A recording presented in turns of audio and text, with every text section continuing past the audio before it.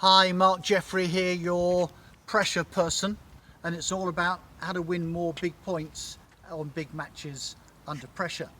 And this is the third in our series of chats about pressure, and this one is about fear. So just around the Grand Slams, you see, if you're lucky enough, the video of the people about to play the match met at the changing room. Somebody carries their bags and rackets. They walk down the corridor with a little crowd that's applauding them. Down, they walk past the If poem. They walk past the panels with all the previous champions. Down the stairs. Again, there's a little crowd there of people that looked after them. And then before they walk onto centre court, there is a piece of about 10 by 10 carpet that they just stand on. The person leading them out, the two protagonists, and the people carrying their bags. It's not a place for talking. They stay there for about 30 seconds until they're told they can walk onto court. And now they go through there and through the alley separated by the awning into centre court. And now you can hear the hush that builds to a crescendo as these people now come into sight, and the crowd are standing and applauding and probably calling out the names of their favourites as they then walk towards the chairs, get ready, met with the umpire on the court, heads or tails to choose. That's before they get in only 2 minutes. How can you prepare for that? I have tingles down my spine at the back just thinking about it. Is it any wonder everybody gets fear? Is it any wonder that you can start, if you're not used to it and trained, how you can start anxious nervously and lose the first set? And then you might come back from losing the first set into a position of underdog. I have victory within my grasp, and then fear of success, fear of winning overtakes you. And now you go into one of your favourite seize defeat from the jaws of victory moments. That's what it's like at the elite and the centre court. But for us, striding onto the court, anywhere in the world, not even a man and a dog watching us, as we step between the white lines, the same feelings of fear and pressure come over us. This is not about high performance training. The effects of pressure and fear are the same for everybody. So we step between the white lines and then suddenly we're, oh my God, this match court is not the same as the practice court. It's smaller, I swear it is. And there are landmines and challenges everywhere. So just want to talk about fear, because whenever I do a survey of big point players, everybody says the biggest thing is fear. Thoughts, feelings and emotions are all around fear. So now what we're going to talk about really is just have a look at this thing called fear. Right, so really fear is just a symptom of an untrained mind. So fear is a lack of knowledge and a lack of training. If you have knowledge and if you have training, fear disappears and you begin to see it as an imposter that it is. It's an imposter of winning in disguise. So knowledge first of all, and a little chat about Alan Gow. So Alan Gow, for 25 years, military forces, got recruited into the SAS, rose to be the most senior non-commissioned officer in the regiment, and for 3 years head of selection and training for the regiment, and seen action in different theatres for most of his life. So I asked him about fear, and so his first question is, everybody has fear. If they tell you they don't have fear, they're either lying or they're stupid. So it's what you make fear mean that's so most important to you.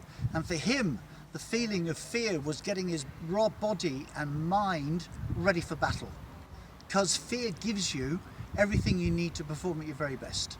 Okay, more oxygen to your brain, more oxygen to your muscles, more energy, more eyesight, acuity, more pattern recognition, and even your hearing. So he knew that when fear came on, he was ready to perform at his best. And even, run 100 meters with all the pack and the machine gun and the bullets and being able to decide in the cacophony of war which sounds and sights and movements were important to him.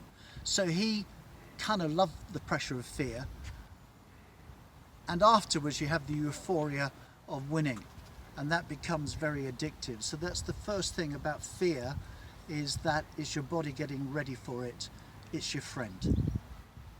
And the biggest neurochemical dump that's going through your mind, body and soul. So if you don't know what it is, there's overwhelm, there's freeze, and there's fright. And if you're good enough to get to fight, it's still a stiff fight, which is not the same as being loose, Federer-like, Muhammad Ali-like. So you need training for that, to recognize it's your friend.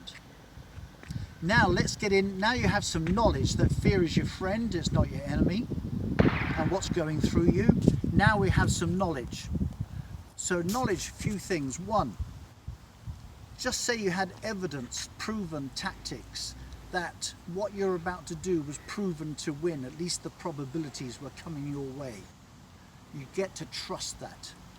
And then you just trained. As amateurs, we don't have a lot of time.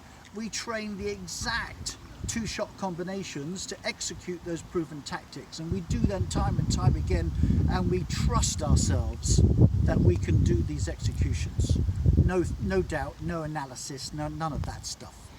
And then we do it under pressure. We've got about 9 simulated layers of pressure, so you get the feeling of doing amazing stuff on pressure. Move quicker, do great stuff. So when pressure comes to you in battle on a match, it's no longer a stranger, and it's your friend coming. And why would you battle with your friends? So you again, when you're now training yourself under pressure, executing the tactics, you're training belief, certainty, composure, detachment, adaptability, grit, resilience. All these amazing things you're honing like granite under pressure, at the same time as honing your pressures of what you do between the points. So all that, when it comes to a match, fear no longer exists. Fear is your friend. And now you shift from what people train you to do. Let's be mentally tough. Let's learn about being mentally tough. Well, if it's your friend coming, why would you be mentally tough? You're embracing it, like, welcome. Now we just need to be mentally smart to be able to harness everything that fear gives you, but at the same time being dispassionate, because winning or losing is like having a cup of tea. So now we're in the position of joy and privilege to be able to perform in those moments under pressure and hang the outcome, because it's being in the moment that's the exciting part. So after all this training of big points and pressure, we come to a little conclusion that there's no such thing as big points. There's no such thing as about pressure. This is about harnessing all those amazing feelings in the moment. So, if all this is great to you, if it this is interesting and it resonates, 2 things. One, after a lifetime of study and 4 years of intense research, we've been able to summarize in one short little guide all the training to do with pressure and big points. So just download and get it with our compliments. And if it resonates, click to subscribe, because each week we give you 2 videos that might be your own personal get out of jail card. And give us your comments. I love your comments and reply to every one. And lastly, share to your network, but not those people that you want to kick their butt off.